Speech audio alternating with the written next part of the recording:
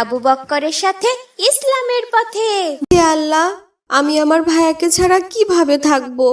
আমার ভাইয়ার কোরবানি হলে ভাইয়াকে কোথায় পাবো? আমি আমার ভাইয়াকে সব থেকে বেশি ভালোবাসি। তুমি আমার ভাইয়াকে কোরবানি থেকে বাঁচিয়ে দাও আল্লাহ। খা বাবা খা, আর তো মাত্র একদিনই তোকে খাওয়াতে পারবো রে। আমার কলিজার টুকরা সন্তান যে আর একদিনই আমার কাছে থাকবে, তারপর আল্লাহর জন্য কুরবানি হয়ে যাবি তুই। খা বাবা খা।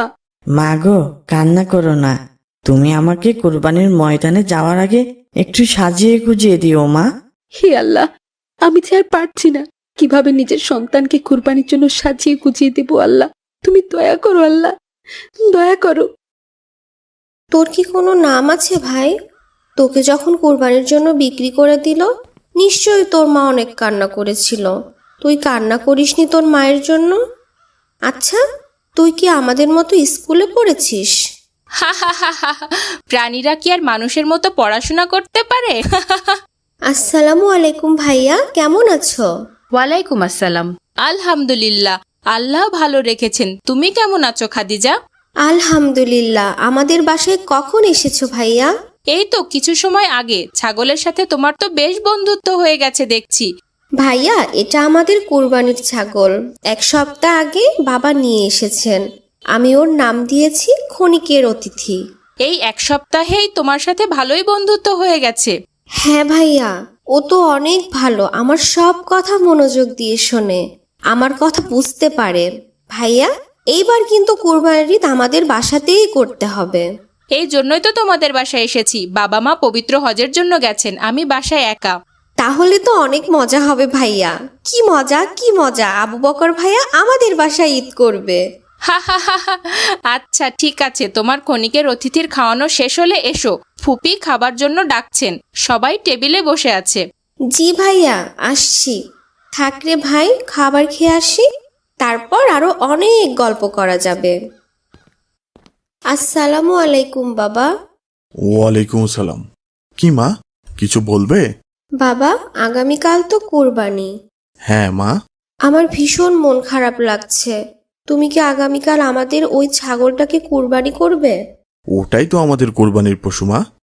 মন খারাপ করতে নেই। কোরবানি মানে তো ত্যাগ। আমরা আল্লাহর জন্য ত্যাগ করব। আমার খুব কষ্ট হচ্ছে বাবা, তুমি দয়া করে ওকে কোরবানি দিও না। আমার অনেক কান্না পাচ্ছে। আমার পাগলি মেয়েটা বলে কি। মা এদিকে আসো, শোনো। না বাবা, আমি তোমার কাছে যাব না। আমার এখন অনেক কষ্ট হচ্ছে। দাঁড়াও মা, শোনো আমার কথা। মেয়েটা ভীষণ নরম মনের। আসসালামু আলাইকুম বোন। ওয়ালাইকুম সালাম। মন কি খুব বেশি খারাপ?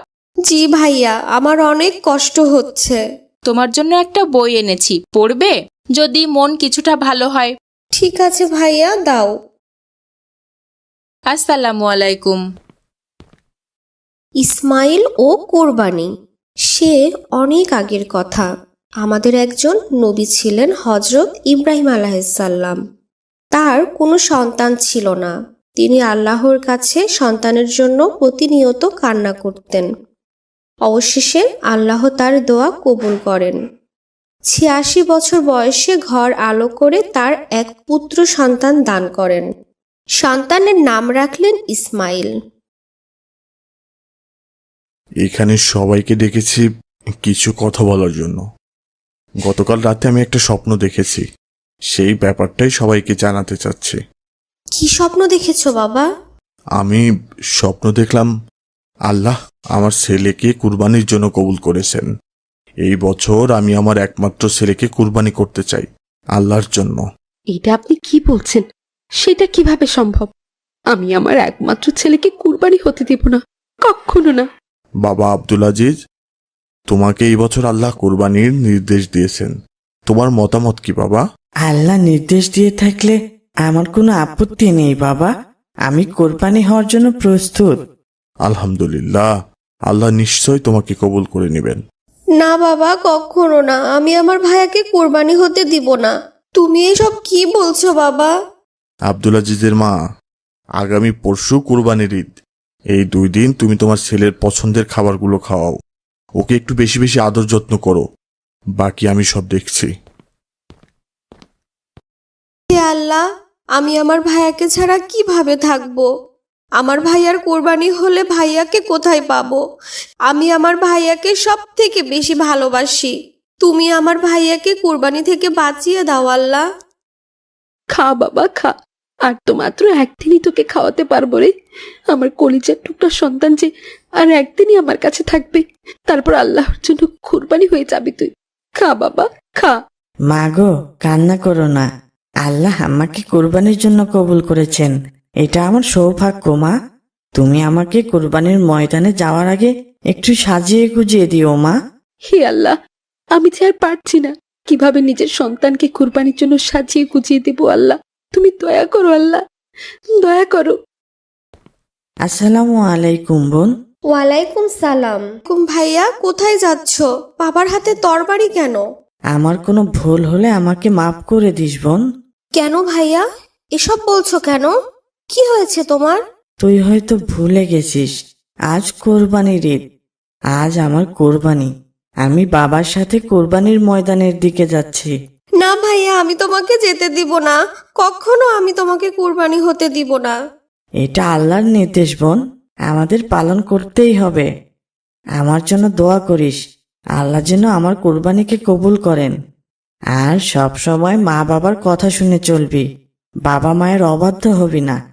আল্লাহ কবুল করলে ইনশাল্লাহ জান্নাতে দেখা হবে। ভাইয়া গো, তুমি যেও না ভাইয়া। বাবা, তুমি ভাইয়াকে কুরবানি করো না বাবা, ভাইয়াকে ছেড়ে দাও। তুমি তো ভাইয়াকে কত ভালোবাসো বাবা। এটা আল্লাহর নির্দেশ মা, আমাদের তো মানতেই হবে। না বাবা, তুমি ভাইয়াকে ছেড়ে দাও। আমি আর কখনো ভাইয়ার সাথে ঝগড়া করব না। তোমরা যা বলবে আমি সেটাই শুনবো। দয়া করে ছেড়ে দাও বাবা। বাবা আব্দুল আজিজ, তুমি কি কোরবানির জন্য প্রস্তুত বাবা? আমি কি তরবারি চালাতে পারি? হ্যাঁ বাবা, আমি প্রস্তুত। তুমি নির্দ্বিধায় তরবারি চালাতে পারো। নিশ্চয়ই আমাকে ধৈর্যশীলদের সাথেই পাবে। আল্লাহু আকবার, আল্লাহু আকবার। না, কি হয়েছে? কি হয়েছে? আমি ভয়ানক একটা স্বপ্ন দেখেছি ভাইয়া।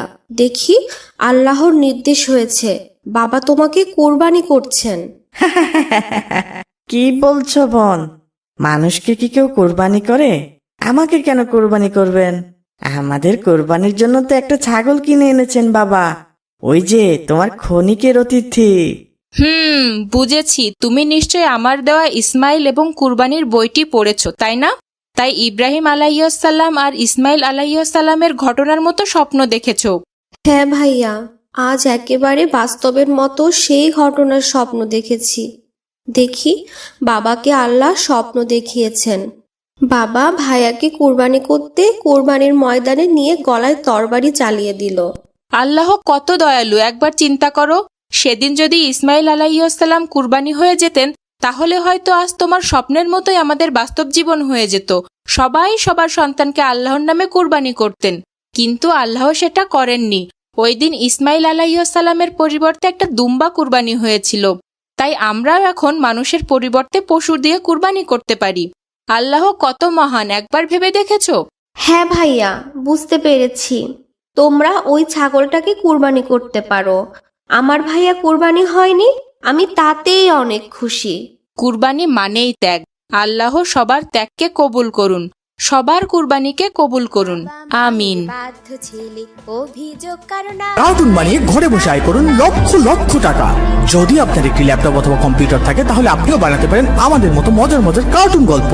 আমাদের রয়েছে cartoon making zoom live course. এই কোর্সটির মাধ্যমে বানাতে পারেন ইসলামিক গল্প, রূপকথার গল্প, ভূতের গল্প, টুনটুনের গল্প সহ সব ধরনের কার্টুন গল্প। কোর্স ফি জানতে নিচে যে কোনো লিঙ্কে যোগাযোগ করুন।